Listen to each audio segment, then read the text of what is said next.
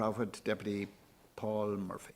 Thanks, Lash Count Corla. The Minister's speech basically contained two themes, as far as I could see. Firstly, Fianna Fáil did it first, and secondly, there's no policy change that will change the situation facing people who are currently sitting on trolleys or on outpatient lists and so on. The first thesis is accurate. Fianna Fáil did do it first. It doesn't reduce the responsibility of the Minister, of the last two Fine Gael governments for the current state of the health service, where you have almost a doubling of the number of people on trolleys in the course of the 8 years of Fine Gael rule. But it is true that we are still struggling with the legacy of the horrific cuts in the 1980s, when 3,000 beds were lost, where between then and the onset of the crisis, that was beginning to be recovered and improved, but that was never dealt with. And then you had the onset of the economic crisis, massive austerity introduced first by Fianna Fáil and the Greens. There was a study in 2014 by Trinity College which showed that €2.7 billion was taken out of the health service, resulting between 2009 and 2014, resulting in 12,000 less staff, 21,000 less inpatient appointments, and 30,000 less day cases in 2012 to 2014, and almost 1,000 less beds. And so you had decades of under-resourcing, which is the responsibility primarily of Fianna Fáil, but secondarily of Fine Gael, and then compounded by austerity since the crash. Fianna Fáil and Fine Gael together with the same policies, and that continues. And the consequences of those austerity policies are in the huge waiting lists and the trolleys, etc., but also in the entrenchment of the two-tier nature of the health service, which is what at root of a lot of the problems that we have. Public hospitals were forced into financial dependence on income from private patients, allowed to jump the queue ahead of poorer but sicker patients. And even when they finally access treatment, the care they receive is generally inferior. So that gets me to the second point, which is the idea that there's no single policy change that can turn things around. I think that is part of the propaganda and argumentation of successive governments and successive ministers, which is to suggest that the issue of health is just, you really can't do anything about it. No matter who goes in there, no matter what they do, it's always going to be a crisis. No matter how much money you spend, it's the black hole of health.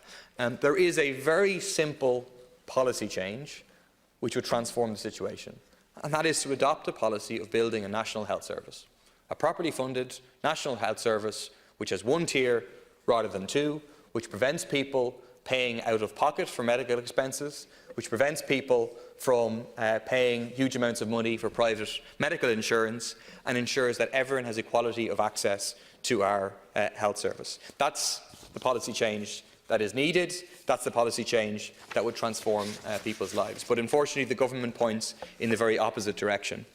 I want to deal with one kind of discrete area of the health service to illustrate the point, which is the question of ambulances. I got an answer from the HSE just last week in relation to the expenditure of the HSE and private ambulance services in the first 8 months of 2019. And the answer I received was that €7 million has been spent on private ambulance services, the reason stated being that they need to fill the gap for hospital transfers, which involves the use of taxis. And so there, it's a relatively small in the scheme of the health service, but you have a clear example of an underfunded ambulance service made up for by paying for private operators to step in.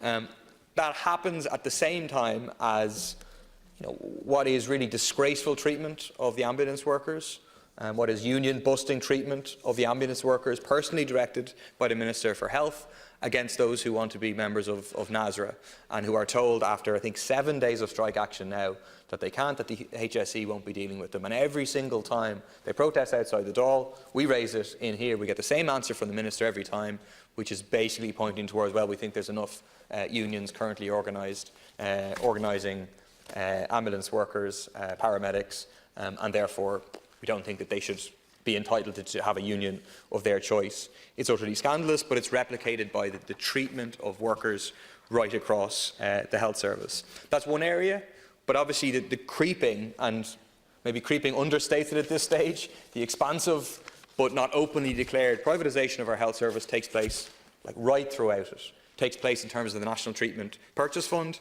takes place in terms of the payment of agency nurses as opposed to employing people directly to work as part of the health service here, takes place in terms of private consultants using public hospitals, it takes place in terms of people being able to jump queues and so on. It's absolutely everywhere. The alternative is to invest in a national health service. That would make a huge difference in terms of people's lives, in terms of people's health outcomes, and in terms of equality in our society. And health inequality is huge in Ireland. Statistics continually come out. It would also make a difference in terms of people's pockets. I got an answer from the Minister this week about the average amount an average household spends on private healthcare and private health insurance each year. And you confirmed that the average household spends €960 a year on medical expenses, covering things like GP, dentist visits, hospital visits, etc. And the Household Budget Survey gives a combined figure for medical and dental insurance in the same period of over €1,200 annually for insurance. And so households in this state, because we don't have a national health service, are already spending over €2,000 on average in order to try to access the healthcare that they need. The consequences for this underfunding are very, very clear. They're spelled out by Phil Hay and the INMO in terms of the various press releases put out about the coming winter crisis, predicting that nearly 4%, the HSE predicting nearly 4% more patients attend emergency departments, but with 400 fewer staff nurses and midwives and the coming crisis if the recruitment pause isn't ended and you don't have proper staffing of our health service. The most extreme case of the consequence of this underfunding, of course, is the estimated 300 to 350 people who will die as a consequence of overcrowding, as a consequence of people stuck on trolleys, etc., etc. I mean, that's absolutely horrific, and that is, on top of the experience of sitting on a trolley, on top of the experience of your family member being on a trolley, on top of the experience of 1 in 10 of the population currently sitting on outpatient lists, unable to access the health care that they need. So we need a national health service. A national health service is a part, in my opinion, of a Green New Deal for Ireland, employing the proper number of staff to properly resource our health services means creating thousands more jobs, and those jobs are low-carbon jobs. They're low-carbon and very high-quality, high-value jobs for our society.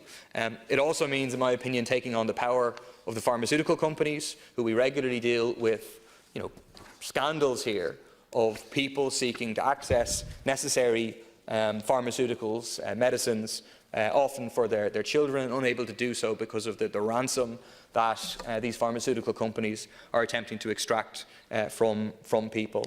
So it points to the need for public ownership of the pharmaceutical companies. In the meantime, a programme of generic production through publicly owned pharmaceutical companies to ensure that life-saving drugs can be accessible to all. It means taking private hospitals, healthcare companies out of the hands of profiteers, and in that way building a national health service equitably accessible to all who live here.